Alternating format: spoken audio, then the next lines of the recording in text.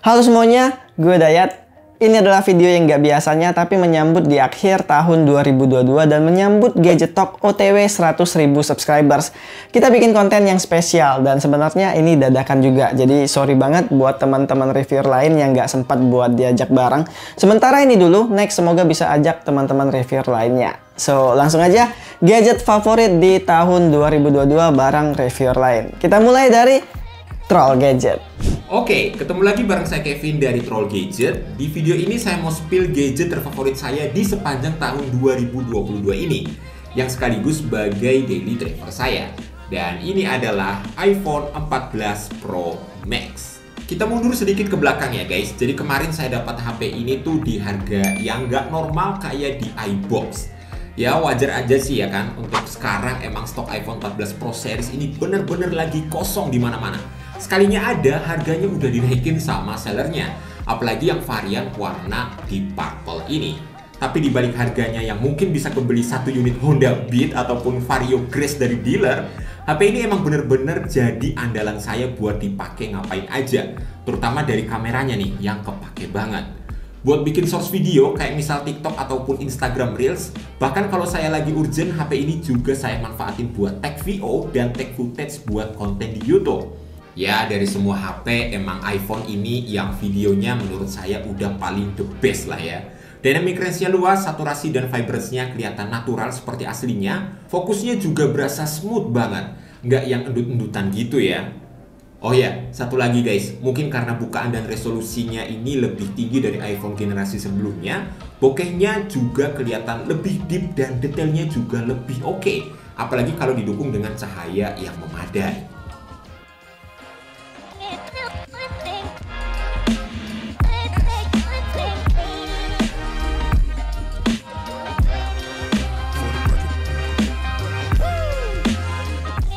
Terus yang bikin betah saya pakai HP ini tentu aja karena baterainya guys. Asli deh, baterainya ini awet banget buat saya yang hidupnya itu nggak bisa jauh-jauh dari HP. Karena ini daily driver, jadi ya semua saya lakuin di sini. Dan yang kalian perlu tahu, saya bisa pakai HP ini 2 hari tanpa ngecas sama sekali loh. Ya walaupun ini HP beratnya minta ampun ya, tapi sesuai lah dengan apa yang dia kasih ke kita. Untuk review lengkap iPhone 14 Pro Max ini saya belum bikin guys, karena saya masih senang buat ngulik-ngulik HP ini.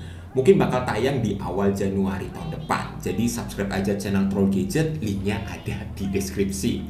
Buat Farid sama Daya, thanks banget ya udah dibolehin mampir di channelnya Gadget Talk. Saya Kevin pamit dulu, kita jumpa lagi di lain kesempatan. Bye-bye.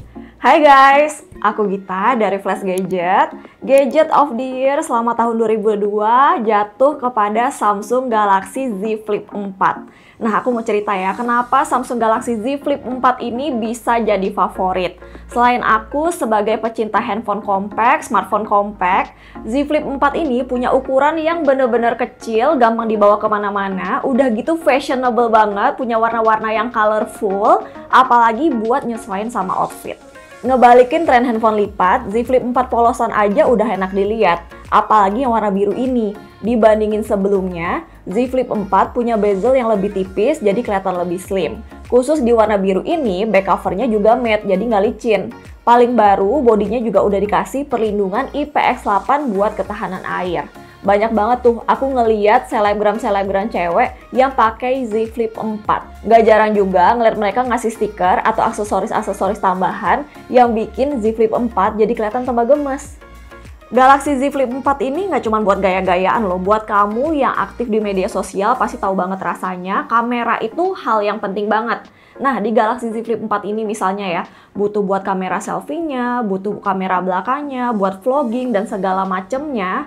Kamera Z Flip ini kan udah bisa recording video sampai kualitas 4K.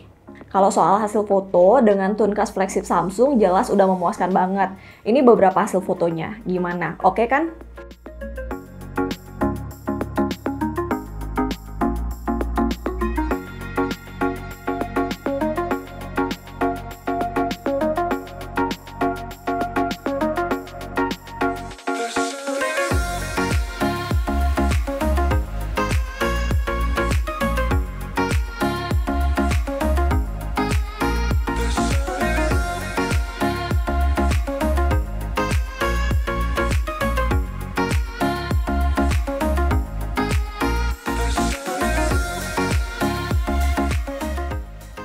Aku sebagai content creator dan juga kadang nge-live stream, fleksibilitas layar lipat Z Flip 4 ini mudahin aku buat bikin konten.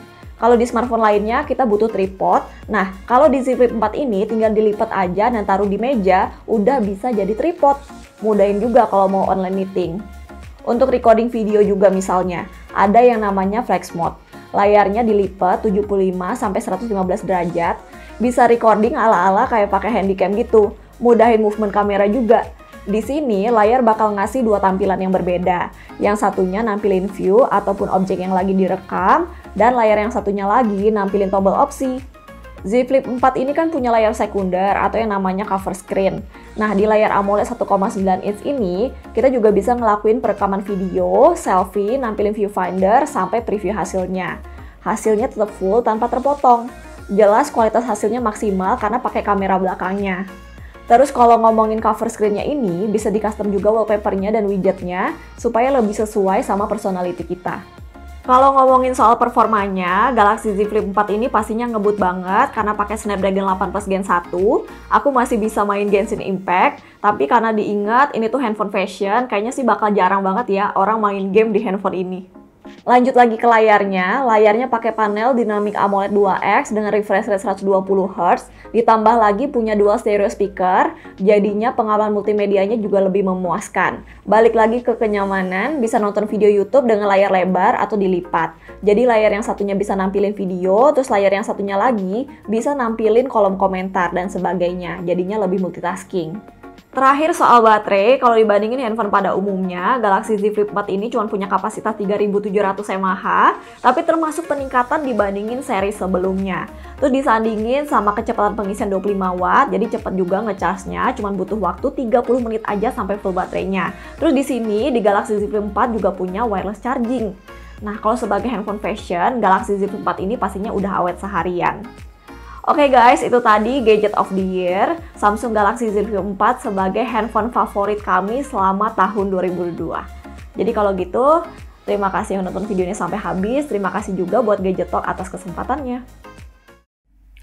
Hai guys, saya Iksan dari channel Gadget Friend. Sebelumnya saya mau ucapin terima kasih dulu ya buat Farid Gadget Talk yang udah undang saya buat ngisi di kontennya soal apa gadget favoritnya di tahun 2022. Dan untuk gadget favorit saya di tahun ini jatuh kepada Asus Zenfone 9 ini guys. Bukan tanpa alasan ya, saya memilih smartphone ini. Karena seperti yang kita tahu, Asus Zenfone 9 ini menjadi smartphone dengan chipset paling gahar nomor 2 dari Qualcomm saat ini, yaitu Snapdragon 8 Plus Gen 1 yang dibanderol dengan harga 7,999 juta aja. Dan ini untuk varian paling basicnya ya guys, yaitu 6/128 GB. Gak cuma itu aja nih, desain mungil, compact yang nyaman digenggam menjadi alasan utama saya buat jadiin Asus Zenfone 9 ini sebagai gadget terfavorit di tahun 2022. Walaupun kelihatan imut, mungil, tapi soal build quality nggak perlu diraguin lagi guys. Kerasa solid dan kokoh banget lah pokoknya. Bahkan saking kerasa compact dan solidnya, saya itu hampir nggak pernah ya guys pasangin hardcase yang didapat dari paket pembeliannya. Kemudian yang bikin saya suka dari Asus Zenfone 9 ini adalah soal ketahanan daya baterainya, yang mana walaupun kapasitas baterainya ini tuh terbilang kecil yaitu 4300 mAh, tapi selama saya pakai nih guys, HP ini tuh cukup nyaman untuk dipakai seharian penuh dengan screen on time rata-rata berkisar 7 hingga 8 jam. Belum lagi soal support pengisian dayanya yang sebesar 30 Watt, nggak pernah nih bikin saya nunggu lama untuk gunain HP ini lagi waktu saya lagi kehabisan daya baterainya. Dan ini nih guys yang mengejutkan, ternyata dengan form factor semungil ini, HP ini tuh mampu menghasilkan keluaran suara stereo speaker yang ajib banget guys. Bisa dibilang selalu terpuaskan lah kalau ngomongin soal kualitas keluaran suara speaker dari HP ini. Karena mau dipakai dengerin musik atau nonton film gitu, semuanya udah mantep banget guys. Oh ya, kebetulan untuk review lengkap soal Asus Zenfone 9 ini tuh masih on progress ya. Jadi kalau kalian penasaran sama video review lengkapnya soal HP ini tuh bakalan gimana, kalian bisa subscribe aja dulu channel Gadget Friend lewat link yang udah disediain di deskripsi di bawah guys. Oke, kalau gitu sekali lagi thank you buat Farid Gadget Talk udah dibolehin mampir di channelnya. Jadi di sini saya Iksan pamit dan sampai kita ketemu lagi di lain kesempatan guys. Halo semuanya, jumpa lagi dengan saya Chandra di channel Terapin Tekno. Jadi guys, di akhir tahun ini gue pengen spill gadget terbaik gue di tahun 2022 ini. Nah, sebenarnya ada dua nih smartphone yang pengen gue spill, yaitu iPhone 13 Pro dan juga Infinix Giro Ultra.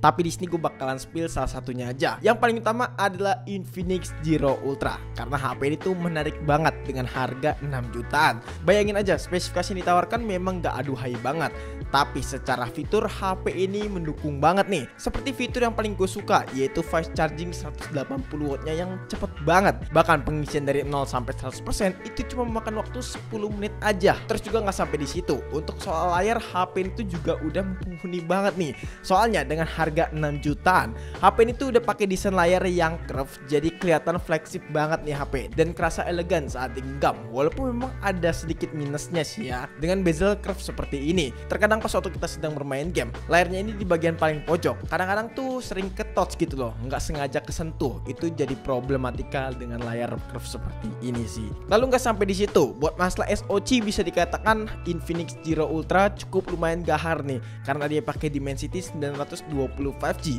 yang performanya memang tidak kenceng-kenceng banget, tapi secara garis besar performanya ini bisa ngelibas game-game yang ada di Play Store untuk saat ini, termasuk game Genshin Impact dengan settingan low 60 fps bisa libas dengan sangat baik. Nah, soal baterai, HP ini cuma berkapasitas 4500 mAh aja. Memang kapasitas yang nggak besar, tapi kalau kita lihat fast chargingnya itu bukan main-main, 180 watt yang tadi gue udah sebutin. Dan yang terpenting itu udah include di dalam paket pembelian. Terus juga yang paling wow dari HP ini tuh soal desainnya. Desainnya sendiri Infinix Giro Ultra bener-bener kelihatan keren. Nah, untuk frame kameranya juga kelihatan keren, apalagi resolusinya sendiri nih yang udah 200 megapiksel. Buat hasil fotonya bener-bener ciamik banget. Tajamnya kelihatan dapet, detailnya oke, warnanya pun juga kelihatan cerah. Namun kalau saya bandingkan dengan kamera iPhone 13 Pro, tetap aja si Infinix Giro Ultra ini kalah telak. Nah, yang perlu kalian tahu juga, si Infinix Giro Ultra ini saya jadikan HP daily kedua saya ya teman-teman, setelah iPhone 13 Pro. Jadi iPhone 13 Pro masih menjadi salah satu HP utama saya,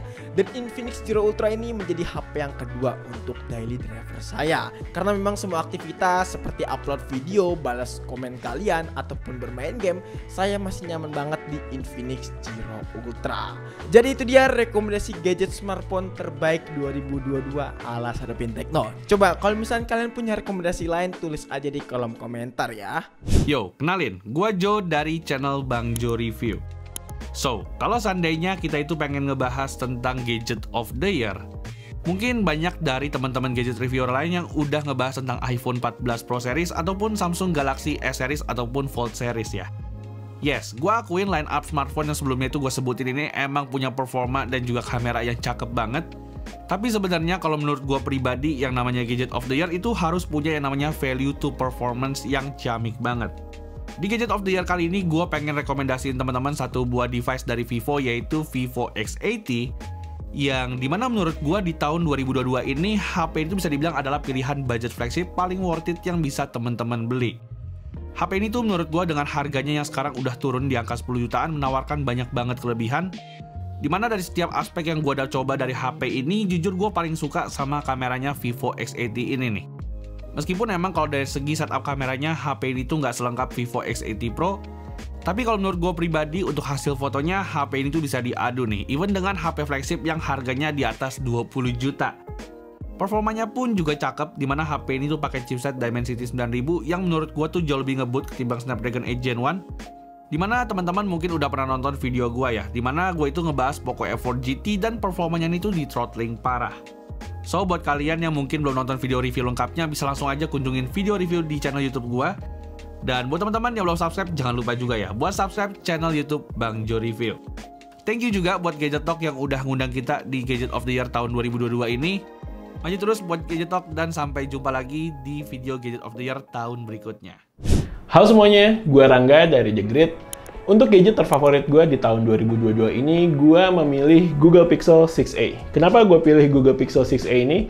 Yang pertama, karena ukurannya. Secara size, ini cukup compact bisa dibilang. Size-nya 6,1 inch. Nggak terlalu besar kayak HP-HP Android sekarang, smartphone Android sekarang itu ukurannya rata-rata kalau gue lihat 6,5 inch ke atas ya. Cukup besar. Nah, Ini ada di 6,1 inch, nggak terlalu besar tapi juga nggak terlalu kecil. Menurut gue ukurannya tuh pas, ada di tengah-tengah. Kemudian secara desain body, entah kenapa gue masih lebih suka desainnya Google Pixel 6 series dibandingkan Google Pixel 7 series. Biarpun sebenarnya desainnya nggak terlalu beda jauh ya, masih sama-sama ada kamera barnya gitu. Tapi untuk pilihan warna, gue jauh lebih suka pilihan warna yang ada di Google 6 series. Dan di Google 6a ini juga pilihan warnanya menurut gue jauh lebih menarik dibandingkan Google Pixel 7. Lalu untuk experience-nya, untuk UI-nya sendiri, ini pakai Android 13, udah pakai Android 13. Untuk update pun masih cukup panjang pastinya, mungkin bisa 3-4 kali update lagi lah. Kemudian untuk desainnya sendiri, gue suka nih desainnya. Desainnya itu namanya pakai desain Material You. Jadi secara desainnya cukup simple. Desain widgetnya, desain pilihan warna untuk icon-iconnya itu menurut gue enak banget buat dilihat. Simple tapi ini apa ya namanya, nyaman untuk digunakan juga gitu. Lalu yang terakhir adalah kameranya. Untuk kameranya sendiri ini masih pakai 12 megapiksel dua-duanya kalau nggak salah.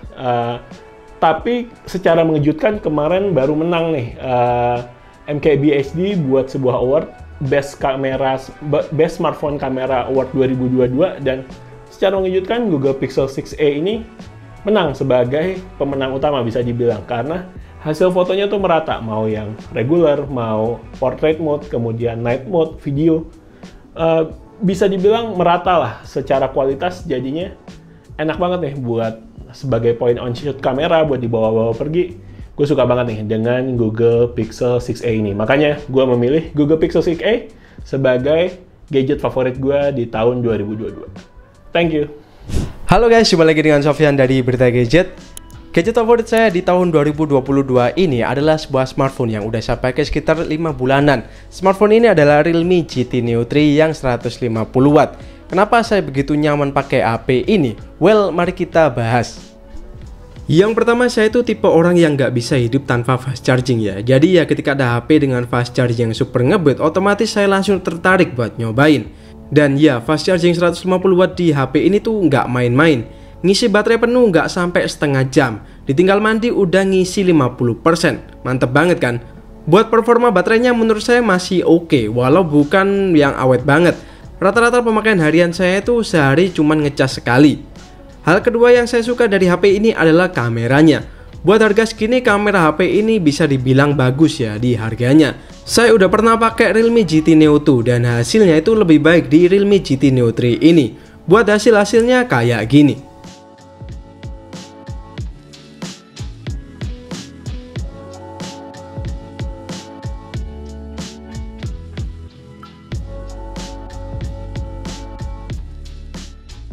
Dan hal yang terakhir yang jadi pertimbangan itu harganya.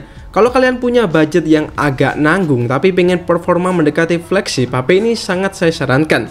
Chipsetnya udah ngebut, diajak main apapun udah lancar, dan harganya itu cuman di 7,8 jutaan aja, which is harga segini tuh sangat reasonable karena udah dapat MediaTek Dimensity 8100, RAM 12GB dan juga storage 256GB. Kekurangan di HP ini mungkin ada pada bagian back covernya yang kalau agak lama pemakaian dan jarang dilepas soft case-nya itu muncul jamur tipis. Jadi saran saya sih mending sering-sering bersihin aja secara berkala, jadi nggak sampai timbul kayak punya saya ini ya. Tapi ya meski begitu harga segini masih worth it banget buat dapetin HP dengan fast charging tercepat di Indonesia. Oke, terima kasih buat Gadget Talk, dan next selanjutnya. Hai, gue Wahyugo dan kali ini gue mau ngasih kalian rekomendasi gadget terbaik versi gue di tahun 2022 ini. Bukan HP, bukan tablet, dan bukan laptop juga, tapi TWS. Ini adalah Edifier Neo Buds Pro TWS dengan kualitas paling jernih yang karakter suaranya cocok banget sama selera gue. Dengan tuningan V-shape yang dominan di bass dan treble-nya. Tapi bass dan treble-nya juga ini tuh jernih banget karena dia menggunakan kodek tingkat tinggi. Yang bisa dibilang emang udah OP banget lah kodeknya. TWS ini menggunakan kodek LDAC dan bisa di-upgrade lagi ke LHDC. Sedikit gambaran dari gue untuk kualitas suaranya. Jadi untuk bassnya sendiri tuh dia memang bisa dibilang clean. Rumble di bassnya juga berasa. Nah, buat kalian yang nggak tahu apa itu rumble, jadi kalau kalian dengerin suara bass di TWS itu tuh kayak ada suara getaran atau guncangan dari bassnya, atau yang dihasilkan oleh bass. Jadi guncangan yang dihasilkan oleh bassnya. Nah, itu bisa dibilang rumble. Beda sama bass di TWS kebanyakan yang cuman kayak bumi-bumi gitu aja, tapi ini tuh beda. Ini clean dan ada rumble-nya. Itu yang gue suka dari TWS ini. Nah, untuk treble dan high-nya, menurut gue ini juara sih. Karena selain ngecering, dia tuh kalau ditaikin volumenya ke volume yang let's say 70-80%-an atau di atasnya, itu tuh nggak bikin kuping lu pedes atau sakit. Walaupun sayangnya TWS ini tuh Bluetooth-nya masih belum menggunakan versi terbaru, jadi masih menggunakan versi 5.0. Tapi walaupun seperti itu, untungnya TWS ini tuh nggak punya isu dan masalah yang cukup berarti. Seperti misalnya baterai maupun konektivitas, semuanya cenderung aman dan nggak terlalu ada masalah. TWS ini juga sudah disupport aplikasi Edifier Connect yang bisa di custom EQ-nya. Dan custom EQ-nya ini juga bukan sembarang custom ya. Dan bukan cuma preset EQ biasa yang biasa kalian temukan di aplikasi-aplikasi TWS lain seperti jazz, bass, terus rock, metal, dan sebagainya. Nah, di sini tuh kalian bisa atur per frekuensi, jadi detail banget. Dia juga punya mode active noise cancelling yang bagus dan ada ambience mode-nya juga yang bisa di set sensitivitasnya. Serta ada gaming mode-nya juga yang walaupun latensinya ini nggak sebagus Bluetooth versi terbaru sih, jujur aja. Tapi ya lumayan lah buat nurunin latensi pas kita lagi main game. Anyway, karena bobot TWS ini cukup ringan, membuat fitting TWS ini tetap berasa nyaman di kuping walaupun dipakai berjam-jam buat dengerin musik or teleponan.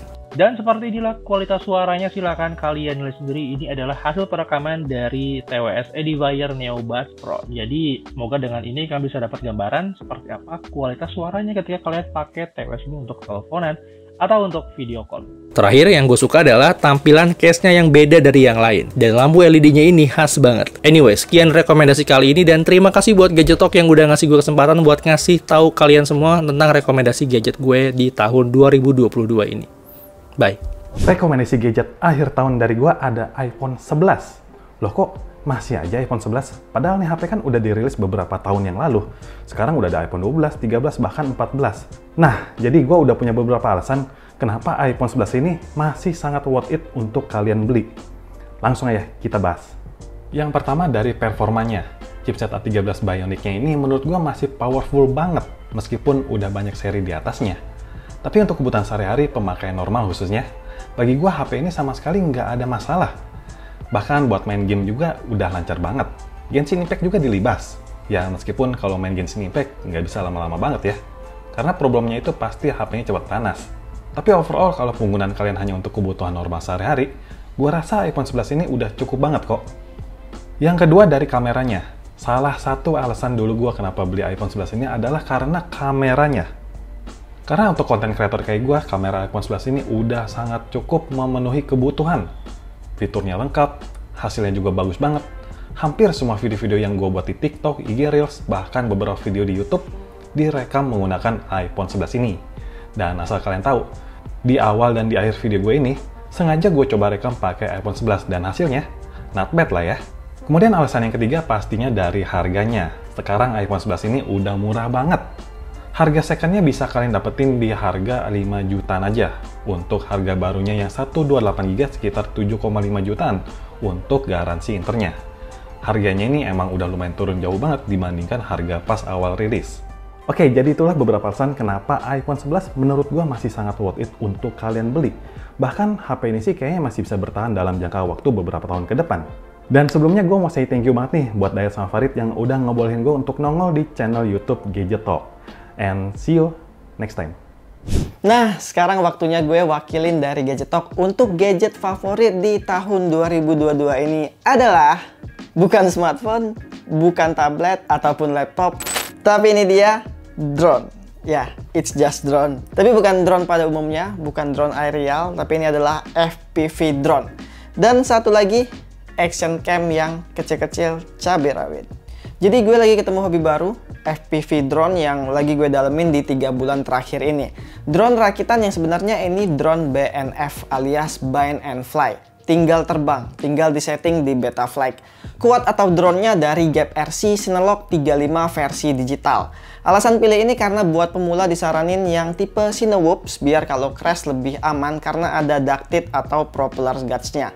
Selain itu, walaupun ini Cinewhoops tapi speknya mantap, spek racing. Ini bisa pakai baterai 6S yang merupakan baterai paling powerful.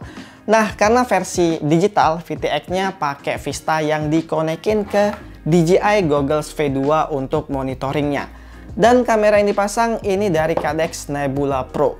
Terus untuk RX-nya pakai TBS Nano, jadi otomatis controllernya juga pakai TBS. Ini dari TBS Tango 2 Pro. Alasan terakhir pilih drone ini karena ini yang penting, bisa bawa action cam. Awalnya gue pakai GoPro Hero 11, tapi ternyata rada keberatan buat freestyle. Jadinya ganti ke DJI Action 2 yang sekecil ini, karena beratnya 3 kali lebih ringan, cuma 56 gram aja. Berikut hasil footage-nya.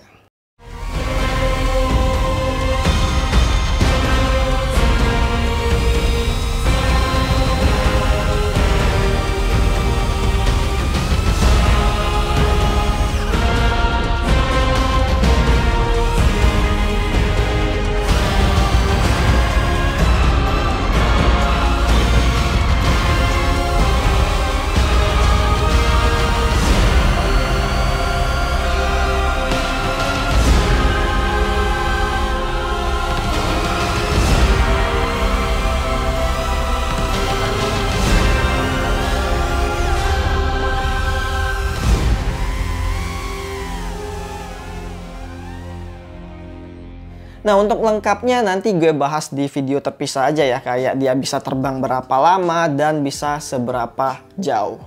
So, itu dia gadget favorit di tahun 2022 versi kita, dan kita juga penasaran sama gadget favorit kalian di tahun ini. Boleh dong buat langsung komen di bawah biar bisa sharing bareng-bareng. Terima kasih sudah menonton, selamat liburan, selamat tahun baru 2023. Semoga di tahun depan bisa sharing bareng-bareng lagi, dan semoga juga kemungkinan bisa tayang di channel reviewer lain. Gue Dayat, sampai jumpa di video selanjutnya. Ciao!